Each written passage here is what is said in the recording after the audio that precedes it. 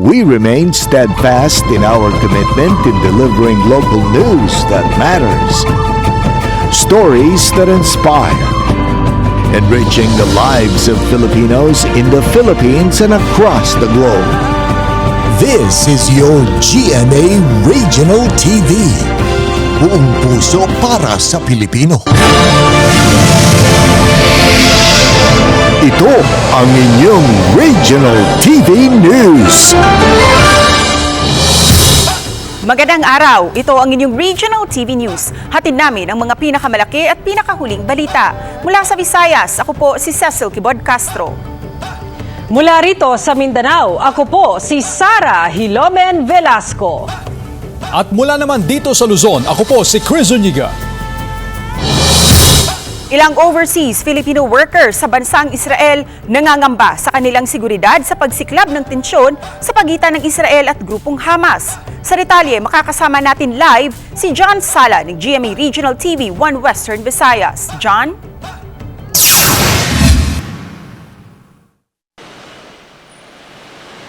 Cecil, patuloy ang koordinasyon ngayon ng Department of Migrant Workers, Department of Foreign Affairs at ng OWA sa mga Pilipinong naipit ngayon sa tensyon sa Israel. Nangangambang ilang Pilipino na nakabase sa Israel dahil sa muling pagsiklab ng giyera sa pagitan ng Israel at grupong Hamas kung saan mahigit 700 na individual na ang naitatalang namatay. Malayo man sa sentro ng kaguluhan, hindi pa rin daw may aalis kay Miel ang mangamba. Tubong Kabangkalan City, Negros Occidental si Miel na nasa Israel para mag-aral ng agro-studies. Okay naman kami dito, kaso di lang makatulog kasi worry din sa sa gabi-gabing parang fireworks dito gabi-gabi. Nakikipag-ugnayan na din daw ang embahada ng Pilipinas sa kanila. Kumakapit din sa dasal ang OFW na si Dante na tubong Malasike, Pangasinan. Umaasa siyang huhupa ng tensyon sa Israel. Ang pinagdadasal namin na sana na hindi na lumawak yung mga terorista, yung sapot ng terorista. Pero sa ngayon naman ginagawa naman ng gobyerno ng Israel na sana na balayas lahat yung mga doon o hindi kaya makontrol. Ito naman ang sitwasyon sa Tel Aviv na kuha ng Ilongga OFW mula Gimbal, Iloilo. Kahit pa malayo raw ito sa lugar kung saan nangyayari ang pag-atake ng grupong Hamas ay halos naging ghost town na raw ang lugar. Advice sa government na mag-stay at home, mag-lock sang pertahan, hindi as much as possible hindi magwa kay may nakasulod nga mga terrorists. Kasama ring naiipit sa giyera sa Israel ang Cebuano domestic helper na si Helen Gokong. 13 taon na itong nagtatrabaho sa naturang bansa. Sabado ng umaga nang marinig nila ang tunog ng sirena na hudyat na may paparating na bomba. Kaya dali-dali itong nagtago sa bomb shelter sa loob ng kanyang pinagtatrabahuhang bahay. Mahibawan na nila nga nayon nagpadaw nga racket sa Israel, so magsirin gina dayon 1.5 minute namit time nga manood ni sa bomb shelter. Kasalukuyang nasa 30,000 ang bilang ng Pilipino sa Israel. Karamihan sa kanila ay mga caregiver. Sa pahayag naman ng Department of Migrant Workers, tuloy-tuloy daw ang close coordination nila sa Philippine Embassy para tutukan ang sitwasyon ng mga OFW sa Israel na nasa ilalim ng State of War Alert. Nagpapatupad rin ang OWA at Department of Migrant Workers ng 24/7 Task Force Israel Desk para sa mga OFW na nangangailangan ng government assistance. Kinondina naman ni Pangulong Ferdinand Bongbong Marcos Jr. ang kaguluhan sa bansang Israel. Sa isang pahayag, pinasisiguro ng Pangulo ang kaligtasan ng mga Pilipinong apektado sa kaguluhan.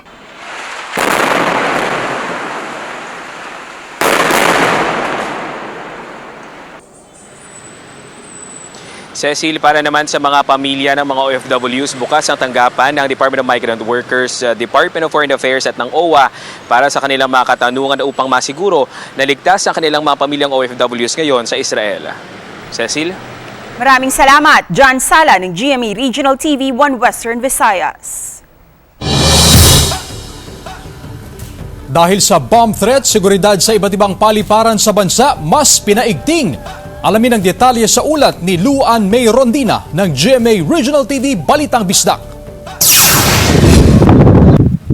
Matapos makatanggap ng impormasyon ang Civil Aviation Authority of the Philippines tungkol sa banta sa seguridad sa ilang malalaking paliparan sa bansa, agad na nagpatupad ng mga mas pinahigpit na security protocols sa Luzon, Visayas at sa Mindanao. Sa Bicol International Airport sa Daraga Albay, mas pinahigpit ang inspeksyon sa mga biyaherong papasok sa airport. Nagdagdag na rin ng bomb detection equipment at security personnel na nagbabantay sa gate. Pinaalalahanan ang mga biyahero na magtungo sa airport ng mas maaga para hindi maaabala sa kanilang biyahe. So ito po ay part ng stringent security measures natin para ma-secure po yung mga pasahero. Ito rin ang sitwasyon sa paliparan sa Bacolod Silay Airport. Sinisiguro ng pamunuan ng Kaap Iloilo na mahigpit ang pagpapatupad ng security measures kahit na walang direktang epekto sa lugar ang bomb threats. Naka-heightened alert din ang Calibo International Airport. Sa Cebu, nasa alert level 1 pa rin ang Mactan Cebu International Airport. Mas madalas na ang isinasagawang random screening sa mga biyahero. Sa Davao International Airport, makikita ang mas maraming K9 units at iba pang mga kawani na nagbabantay sa labas ng airport. Mas pinalakas ang foot at mobile patrol sa airport. Dinidetect namin yung metal na possible na nakalagay sa kanilang katawan if ever. Kasi isa yun sa mga palatandaan na may mga prohibited items. Mas safe, secure. Siyempre yung security is important talaga lalo na sa situation ngayon. Mula sa GMA Regional TV Balitang Bisdak, Luan Merondina, nagbabalita para sa GMA Integrated News. Samantala, 4 sa 38 tripulante ng isang barko na nakadaong sa Cebu City Port isinugod sa ospital matapos mahirapang huminga nang magkaroon ng chemical leak. Narito ang report ni Alan Domingo ng GMA Regional TV, Balitang Bisdak. Ito ang kuha ng Bureau of Fire Protection nang mag-leak ang liquid chlorine sa isang cylinder sa kalagitnaan ng paglo-load ng mga kargamento papasok ng barko. Nangyari ang insidente 6 na oras bago ang nakatakdang pagbiyahe nito papuntang Calbayog, Samar. Ayon kay Commander Mark Larsen Mariano, Coast Guard Station Commander sa Central Cebu, na wala pang pasahero ng aksidenteng tumagos ang liquid chlorine. May 38 na tripulante sa nasabing barko kung saan 11 sa kanila ang nakaranas ng masamang pakiramdam ng malanghap ang kemikal. Ang 11 katao ay nakaranas ng pagkahilo, pananakit ng ulo at pagsusuka. Ayon sa Coast Guard, 4 sa 11 ang isinugod sa ospital matapos mahirapang huminga. Nangyari siya habang naglulod sila ng mga cargos. So, meron tayong 20 cylinders with liquid chlorine. Tapos, it just so happened na nasagi nila while loading. So, natumba. So, from there, nagkaroon ng leak yung isa. Isa lang naman, which is contrary dun sa sinasabi na 4. Paliwanag ni Commander Mariano, pinahintulutan nilang bumiyahe ang barko. Kinagabihan din noong Sabado matapos masiguro na wala nang nakaambang panganib sa mga pasahero at tripulante. Isinailalim sa decontamination ang barko. Hinihintay pa ng Coast Guard ang official marine protest na isusumite ng kapitan ng nasabing barko. Dagdag ni Commander Mariano, nagsumiti na ng initial report ang shipping company sa Marina at sa Cebu Port Authority. Ang Philippine Coast Guard ang nangunguna sa investigasyon. Hindi nagpalabas ng pahayag ang shipping company pero nilinaw ng Coast Guard na nakikipagtulungan ang kumpanya sa investigasyon. Sagot na rin ng kumpanya ang mga pangunahing pangangailangan ng apektadong mga tripulante. Mula sa GMA Regional TV Balitang Bisdak, Alan Domingo nagbabalita para sa GMA Integrated News.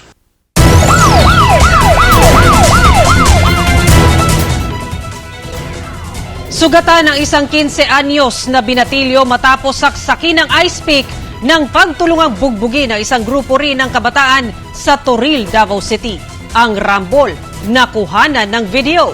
Nakaalerto si Argel Relator ng GMA Regional TV 1 Mindanao.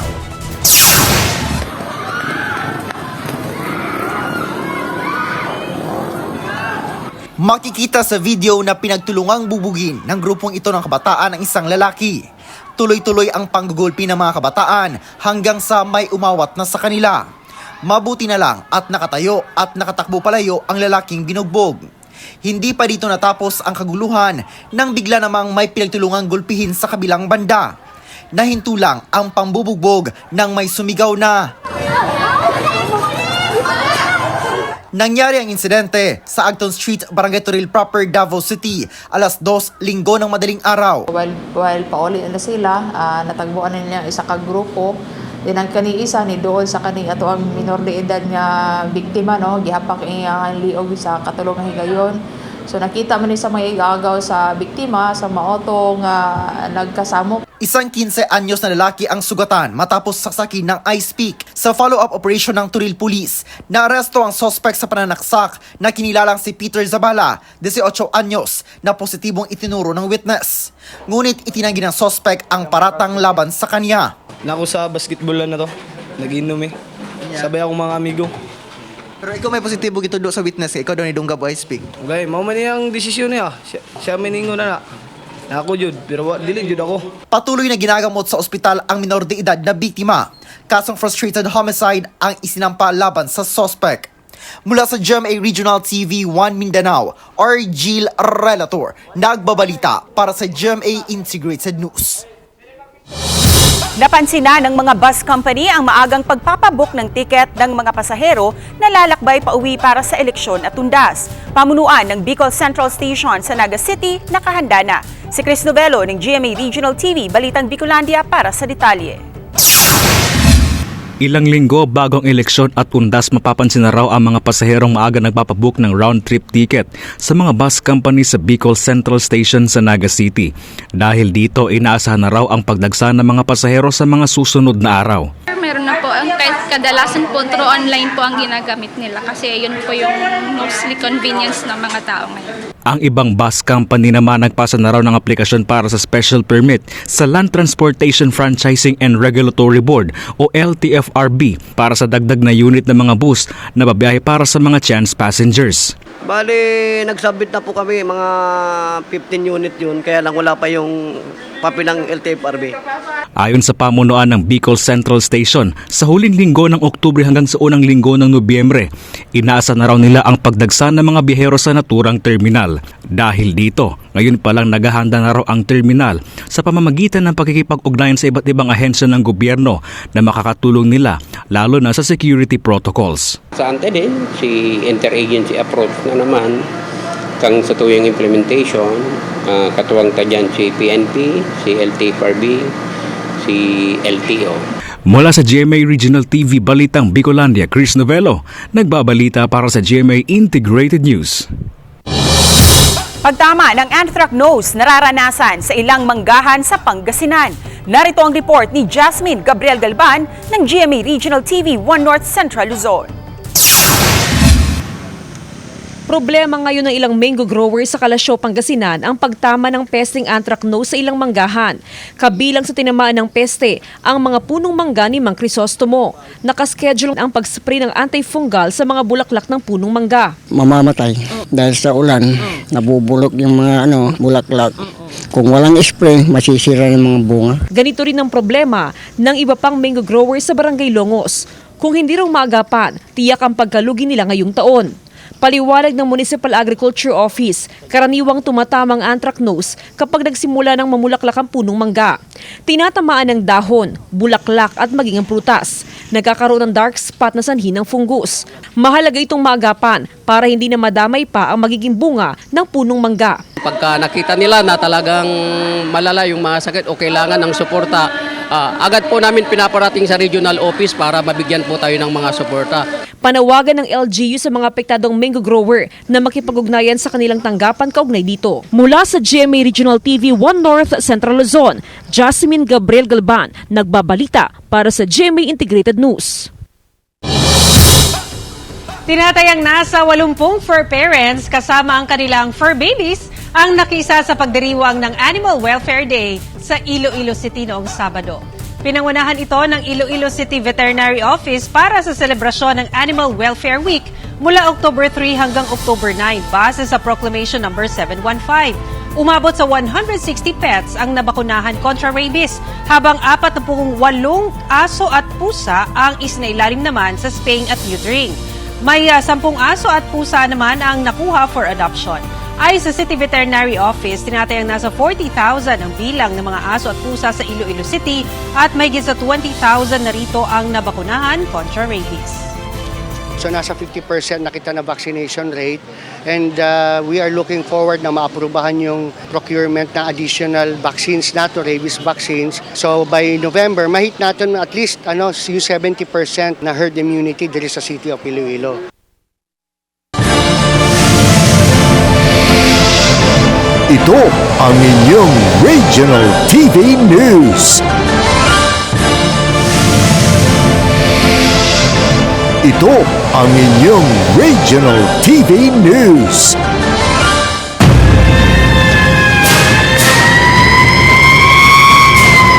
Patay ang mag-asawa matapos na masunog ang 2 gusali sa Angeles City sa Pampanga. Narito ang report ni Jeric Pasilyao ng GMA Regional TV 1 North Central Luzon. Nilamon ng naglalagablab na apoy ang 2 gusaling ito sa Plaridel Street, Angeles City, Pampanga. Inuupahan ng mga commercial at residential tenants ang 2 gusali. Dahil sa laki ng apoy, patay ang mag-asawang sina Nicolas Mangune, 76 na taong gulang, at Aurora Mangune, 74 na taong gulang matapos matrap habang natutulog. Ayon sa BFP, asphyxiation ang sanhi ng pagkamatay ng mga biktima. Sa kasamang palad, yung 2 fatalities natin, which is mag-asawa, sila yung owner ng structure na pinagmulan. Natutulog na rin yung 2 matanda, and given na ang kasama lang nila is helper nila, medyo mahihirapan talagang i-assist. Sa investigasyon, nagsimula umano ang sunog nang mag-spark ang mga live wire sa lugar. Umabot sa 2nd alarma ang sunog na naapula matapos ang mahigit 4 na oras. According dun sa statement ng eyewitness natin, pagkagising niya, nakita na niya na nag-start na yung apoy dun sa portion ng gutter. And since gawa nga sa light materials yung 2 structure, mabilis kumalat yung apoy. Sa tala ng BFP, aabot sa 5 million pesos ang halaga ng napinsala sa sunog. Mula sa GMA Regional TV 1 North Central Luzon, Jeric Pasilyao nagbabalita para sa GMA Integrated News. Light haze naranasan sa Metro Cebu noong Biyernes, October 6 ayon sa advisory na inilabas ng Environmental Management Bureau o EMB ng DENR. Ayon sa monitoring ng Pag-asa Visayas, wala na ang light haze. Subalit mabuti nang hintayin ang opisyal na update mula sa EMB7. Kinumpirma naman ni Engineer Al Kiblat, ang head ng Pag-asa Regional Services Division, na ang light haze ay naranasan rin sa lalawigan ng Negros Oriental, Bohol, Palawan, Leyte, Maasin City at Tacloban City. Isinagawa ng Pag-asa ang monitoring dahil importante umano ito lalo na sa landing at take-off ng mga eroplano. Nakatakdang maglabas ng official report ang tanggapan ng EMB7 sa na-monitor nitong air quality sa mga apektadong lugar. Huling nakaranas ng light haze ang Cebu noong taong 2015. Nasa 18 katao ang nagtamo ng minor injuries sa banggaan ng isang pampaserong jeep at pick-up sa kahabaan ng Maharlika Highway sa Purok Yakal, Barangay Poblacion 2 sa bayan ng Basud, Camarines Norte noong Linggo. Ayon sa report ng mga otoridad, nagmula sa Naga City, Camarines Sur ang pick-up at pagdating sa Basud, nakapasok ito sa linya ng kasalubong na jeep dahilan para bumangga ito sa naturang sasakyan. Sa lakas ng impact ng pagbangga, tumagilid pa ang naturang pick-up.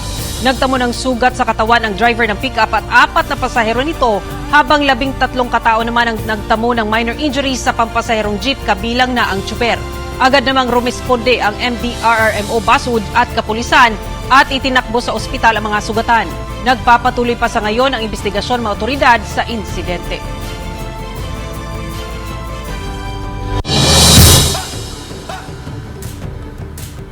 Mga itinapong basura sa sanitary landfill ng Naga City, Camarines Sur, ni-recycle ng mga kawani ng Solid Waste Management Office at ginawang mga Christmas decor.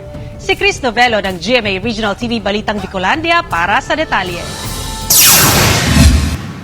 Mahigit 2 buwan na lang, Pasko na. Kaya kung hanap mo ay kakaiba mga pandekorasyon na hindi basta mabibili sa mga mall o palengke, pwedeng pasyalan ang Waste Diversion Office ng Solid Waste Management Office sa Naga City, Camarines Sur. Sino ba naman kasi ang mag-aakala na ang pamasko at kumikinang na mga dekorasyong ito ay gawa lamang sa coconut fiber at mga itinapong basura? Ilan lamang ito sa mga ibinidang eco-friendly na finished products na mga kawani ng opisina mula sa mga nirecycle na basura sa sanitary landfill ng lungsod. Si 75% kang basurang na-generate, kino-convert na po into something na pwede pang pakinabangan. Ang example po kaya, iyon na ning ginigiribo ninda. Bawat araw, nakakaipon ng mga kawanin ng SWMO ng 112 hanggang 120 tons ng basura. Karamihan sa mga ito ay mga plastic waste na pwede pang mapakinabangan. Kaya habang papalapit na ang Kapaskuhan, mas nanaig ang pagiging creative ng mga empleyado ng tanggapan sa pamamagitan ng paggawa ng mga Christmas decor.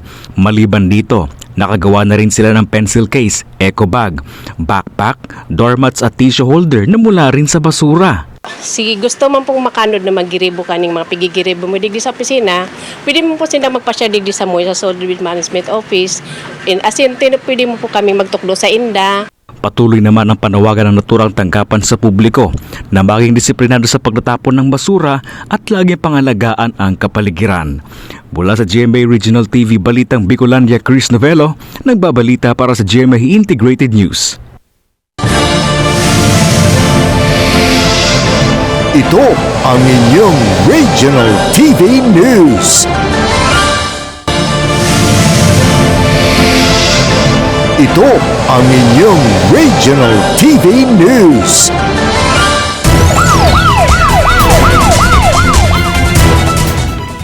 Isa patay habang 7 iba pa sugatan sa karambola ng 4 ng motorsiklo at 1 bisikleta sa Santa Rosa City sa Laguna. Tutukan sa report ni Hazel Alviar ng GMA Regional TV, Balitang Southern Tagalog.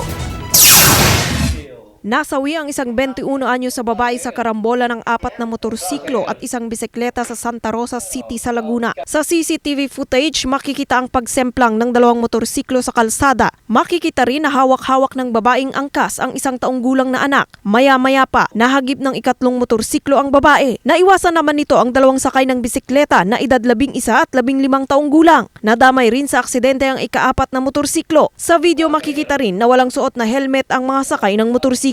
Sugat sa iba't ibang bahagi ng katawan ang tinamo ng mga rider, maging ang 2 minor de edad na sakay ng bisikleta. Agad silang isinugod sa ospital ng mga responding otoridad, habang dead on arrival sa ospital ang babaeng nahagip. Kasalukuyan na raw nag-uusap ang mga rider at kaanak ng nasawing biktima hinggil sa insidente. Iba yung pag-iingat at pagsunod sa batas trapiko ang paulit-ulit na paalala ng pulisya. Na-observe po natin yung safety protocols po when we are driving. Especially po kung tayo nakamotorsiklo, magsuot po tayo ng mga protective gears katulad po ng helmet. Huwag po tayong masyadong mabilis magpatakbo. Always observe personal safety po. Sinisikap pa ng GMA Regional TV Balitang Southern Tagalog na makipag-ugnayan sa pamilya ng biktima at mga rider para sa kanilang pahayag. Mula sa GMA Regional TV Balitang Southern Tagalog, Hazel Kawaing Alviar nagbabalita para sa GMA Integrated News. Poultry ban pinalawig ng probinsya ng Pangasinan. Narito ang report ni Joan Punsoy ng GMA Regional TV, 1 North Central Luzon. Pinalawig ng probinsya ng Pangasinan ang temporary total poultry ban sa 17 probinsya. Kabilang rito ang mga probinsya ng Bulacan, Pampanga, Nueva Ecija, Tarlac, Laguna, Sultan Kudarat, Benguet, North Cotabato, South Cotabato, Maguindanao, Isabela, Quezon, Kalinga, Aurora, Ilocos Norte, Capiz at Batangas. Ibig sabihin, bawal munang magpasok sa probinsya ng Pangasinan ng mga livestock gaya ng pato, pugo, kals, kalapati, manok panabong, iba pang klase ng ibon at byproducts nito mula sa nasabing mga probinsya. Hindi pa po na-uplift yung kanilang red zone pagdating ma'am sa AI section. To ensure ma'am yung ating province na ma-maintain po natin yung AI free. Asahan din umano ang mas mahigpit na animal quarantine checkpoint sa borders ng probinsya upang mamonitor ang mga dokumento ng mga produktong ipapasok sa probinsya. Hindi naman maiwasan ng ilang poultry breeder gaya ni Gilbert mula Mangaldan, Pangasinan na mangamba, kaya binabantayan din nila ang kalusugan ng kanilang mga alagang manok. Ito, pag bagong hatch to, vaccine kagad. Kailangan malinis. Malinis ang kulungan, malinis ang pagkain, tubig, palit palagi. Maaari ring maging carrier ng virus ang mga taong nanggaling sa nasabing mga probinsya. Mainam na magkaroon ng foot bath sa mga kulungan at iwasan na lamang na magpapasok ng ibang tao rito. Sa ngayon, nananatiling avian influenza-free o bird flu-free ang probinsya ng Pangasinan. Mula sa GMA Regional TV 1 North Central Luzon, Joan Punsoy, nagbabalita para sa GMA Integrated News. Kapuso actress at host Rabia Mateo nakisaya sa opening salvo ng Kalibo Santo Niño Ati-Atian Festival 2024. May detalye si John Sala ng GMA Regional TV 1 Western Visayas. Muling narinig ang malakas at masayang dagundong ng drums na sumisimbolo sa mainit na debosyon ng mga taga-Kalibo kay Senyor Santo Niño. Kaya nasa 80 tribes at modern groups ang nagsadsad o lumahok patungo sa Pastrana Park sa isinagawang opening salvo ng Kalibo Santo Niño Ati-Atian Festival 2024. Sinundan ito ng isang programa kasabay ang opisyal na pagbubukas na itunuturing na Mother of All Philippine Festivals. I now declare the opening of Kalibo Santo Niño Ati-Atian Festival 2024. Viva kay Senyor Santo Niño! Viva kay Senyor Santo Niño! Kaisa naman ng LGU at buong Kalibo sa nasabing selebrasyon ng GMA Regional TV. Isang Memorandum of Agreement ang pinirmahan ng LGU at ng GMA Regional TV para sa official media partnership. Nagbigay saya naman si Kapuso actress at TikTok Lock host Rabia Mateo na all out ang performance sa kanyang dance number. Nagpasample din si Rabia sa pagrampa. Kaya game na game naman ang mga fans na tinanggap ang hamon ni Rabia. Nakigroovy rin si Rabia sa mga taga-Kalibo. It's very overwhelming, I'm very flattered, and I'm so honored to be part of the opening salvo. Ayon sa Kalibo Police, tinatayang nasa 15,000 ang nakisaya sa opening salvo.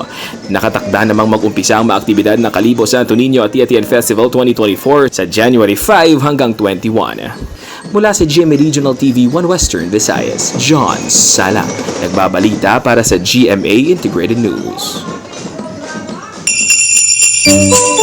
Mga kapuso, 76 na araw na lang at Pasko na.